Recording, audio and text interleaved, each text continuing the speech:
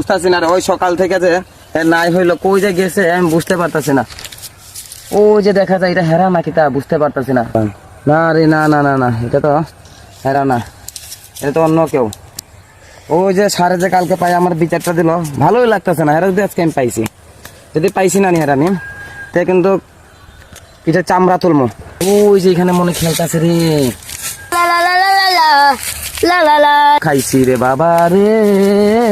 লা লা লা লা লা লা লা লা লা লা লা লা কিতা রে মনে আনন্দ, তুই এখানে গান গাইতে হতো আর আমি চতুর্দিকে তোরা খুঁজা খুঁজা হারান হয়ে গেছি। এখানে কিতা করস তুই? কিতা করস? কি করছি আমি? আমি কি করছি? আমি তোর মনে আন্ডার কান করছি। একটু লাইন খুঁজবা খালি আমি হারাই গেছি রকম।